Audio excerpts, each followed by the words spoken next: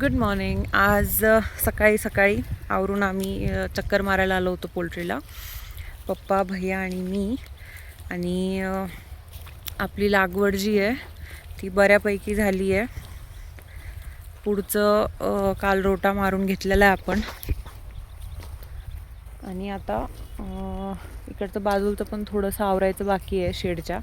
शेडच्या कडेनं सगळे ते शेवग्याची जी छाटणी केलेली त्याचे लाकडं वगैरे जेवढे आहेत ते उचलायचे आहेत. ते 1-2 दिवसामध्ये ते होतील. पण आता हे सगळे लाकडं असेच पडलेले आहेत.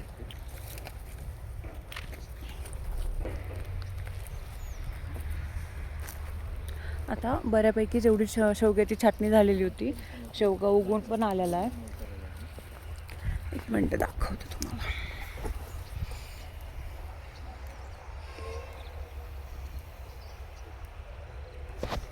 तर शेवगा जेवढा पण उगवून आला आहे छाटणीसाठी योग्य आहे. आपण कंटिन्यू सर्क्युलेशनमध्ये ठेवत असतो शेवगा तुती फीडिंगसाठी. आणि पण रोटा मारलेला आहे, त्याला पाणी सोडलेलं आहे. म्हणजे आता जे खत जमिनीमध्ये गेलं आहे खाली, त्या खताचं पूर्ण ॲब्झॉर्प्शन होईल, ते कुजण्यामध्ये मदत होईल. खाली किडे तयार होतील. एकदा का किडे तयार झाले की ते परत पुढच्या वेळेस ज्यावेळेस आपण रोटा मारू त्याच्यामध्ये ते कोंबड्यांसाठी युटिलाइज होतील. कोंबड्यांना ते खायला मिळतील आणि कोंबड्या बिझी पण राहतात. त्याच्यामुळे सगळ्यात बेस्ट पार्ट हा आहे की BSF वगैरे जे आपण प्रोटीनसाठी यूज करतो ते करण्याची गरज नाही, हे याच्यामध्येच पूर्ण तयार होतं. हे आपण पपईचे काही झाडं लावलेले आहेत. घरापुरती आपण पपई लावलेली आहे, तर पपईचा पाला वगैरे पण आपल्याला फीडमध्ये कामी येणार. आणि नेक्स्ट जे आपण याच्यामध्ये घेतलेलं आहे मी ते पण दाखवते. इकडे पण तुम्ही बघू शकता. आता हा जो बेड आहे, ह्या बेडवरती हळद आहे. हा जो बेड आहे त्या बेडवरती पण हळद आपण लावलेली आहे. ती घरच्यासाठी आपण हळद कंटिन्युअसली घेत असतो. म्हणजे आपलं हळदीचं जे प्रोडक्शन आहे ते घरीच असतं. विकतची हळद आपण आणत नाही. शक्यतो आपलं खोबऱ्याचं तेल पण घरचंच असतं, हळद पण घरचीच असते. आणि भाजीपाला तर तसाही घरचाच असतो. थोडेफार जेवढे मसाल्याची झाडं वगैरे शक्य होतील ती पण आपण लावली आहेत. आता तर आपण लार्ज स्केलवरती लावतोच आहे मसाल्याची झाडं वगैरे. पण सध्या एक स्मॉल स्केलवरती आहे. एक खजूरचं झाड लावलं आहे, अजून वाढवायचे आहेत आपल्याला. त्याच्यानंतर ही पण पूर्ण हळदच आहे. हे तेजपत्त्याचं झाड आहे. आपण रुद्राक्षाचं सुद्धा झाड लावलं आहे आणि ह्या वर्षी त्याला रुद्राक्ष पण सर्वोत्तम लागलेत. इतके छान रुद्राक्ष लागलेत ना, छोटे 3 मुखी दिसत आहेत ते रुद्राक्ष. पण आता अजून जास्त आल्यानंतर कळतील की ते पूर्ण 3 मुखीच आहेत की कसं जास्त काही त्याच्यातून आपल्याला माहिती नाही आहे अजून. तर आपण शेडमध्ये पण रोटा मारून घेतलेला आहे. तो रोटा मारत असताना आपण आतमधले फिडर आणि ड्रिंकर बाहेर काढले होते. तर फिडर सगळे वॉश करून आणलेत. सिड्या पण बाहेर काढल्या होत्या. ते सिड्या आज आपण परत लावून घेतलेल्या आहेत. म्हणजे कालच लावल्यात तशा, पण त्याचा काही व्हिडिओ नाही करता आला. ही जाळी 1 मिनटं मी दाखवतो तुम्हाला. ती जाळी आपण खोलून घेतली होती. जाळी पूर्ण आपण इकडच्या बाजूने खोलून घेतली होती. आतमध्ये हे बघा, इथे आपण पूर्ण रोटा मारलेला आहे. आणि बाजूनं थंडीमुळे थोडेसे आपण कर्टन्स पण लावून घेतलेले आहेत. शेडचे दरवाजे ते तर तसे पण उघडेच असतात. आता फिडर वगैरे सध्या लावायचे बाकी आहेत. फिडर इथे असतात आपले, ते पण आपण लावून घेऊ.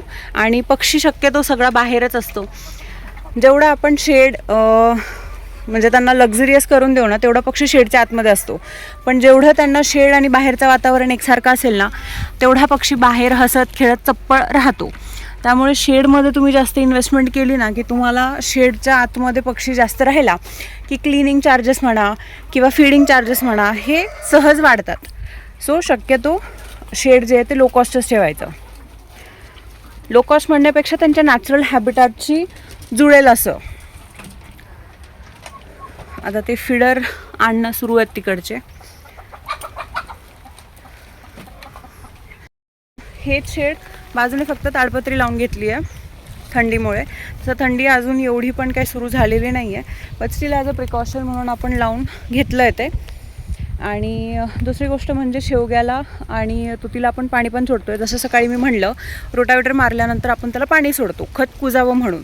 सो त्या पाण्यामुळे जी पणा येईल किंवा जो गारवा येईल तो गारवा त्यांना जाणवला नाही पाहिजे, त्यांना थंडी नाही लागली पाहिजे, ते टेम्परेचर जास्त कूल नाही झालं पाहिजे. त्यासाठी एक ॲज अ प्रिकॉशन आपण त्याला एक ताडपत्रीने कर्टन सगळे करून घेतलेले आहेत. आपण आधी कोयत्याने जे छाटून घेत होतो सगळे झाडं, तर त्यामुळे बरेच शेवग्याची झाडं जे आहेत ते जखमी होऊन थोडे कुजायला चालू झाले होते, खराब व्हायला चालू झाले होते. म्हणून आता आपण सॉकटरने याला कट करणं चालू केलं आहे आणि याच्याने जास्त काही नुकसान झाडांना होणार नाही. ते पहिलं आपल्या लक्षात नाही आलं की त्याने असं होईल म्हणून, पण ठीक आहे, जेवढं लवकर लक्षात येईल तेवढं चांगली गोष्ट आहे.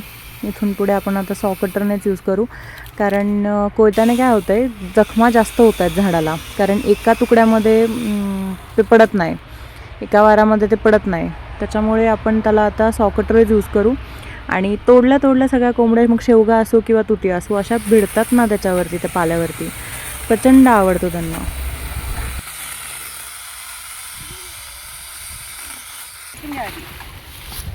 आता ही ब्लेड जर का याच्यात आहे, तुम्ही इकडं वाकवता की वाकडं होईल.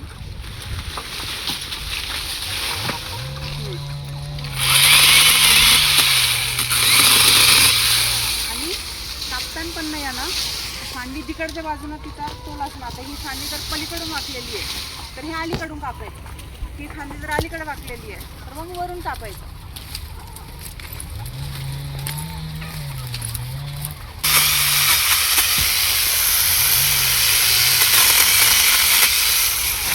आपण त्याचा पाला काढण्यासाठी, पण कोंबड्या इतक्या आवडीनं खातात ना तुतीचा पण पाला.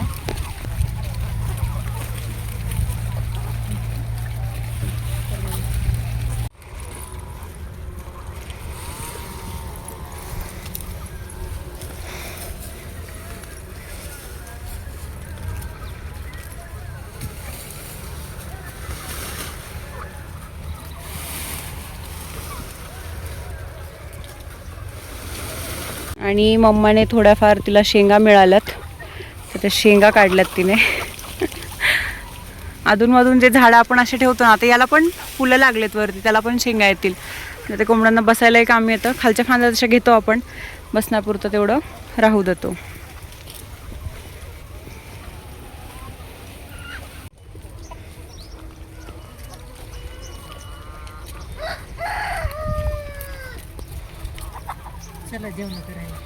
हां, किती वाजलेत? आम्ही एकदा जेवण करून येतो. जेवण बाकी आहेत आमचे. मग जेवण केल्यानंतर परत हे यांच्या कामाला लागतील. दुसरं काय काम असेल तर आपण ते बघू, कारण तिकडे लागवड पण आपली सुरू आहे, ते पण कंटिन्यू. आणि हे तर रोजची कामं आहेत, हे तर बंद करताच येत नाहीत, हे कंटिन्यू चालू ठेवावे लागतील. याच्यासोबत कंटिन्युएशनमध्ये आपली लागवड चालू आहे. तर आता जेवण करून येऊ.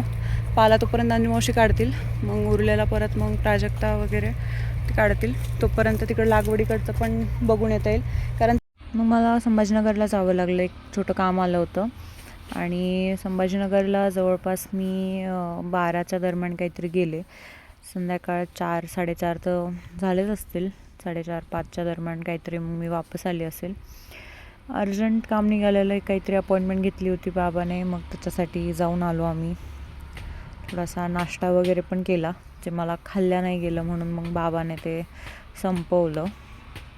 आणि नंतर मग घरी जाऊन परत आपली जी रेग्युलरची कामं आहे, थोडंफार भाजीपाला वगैरे आणायचा होता, तो येता भाजीपाला वगैरे घेतला. आणि भाजीपाला होता बऱ्यापैकी चांगला.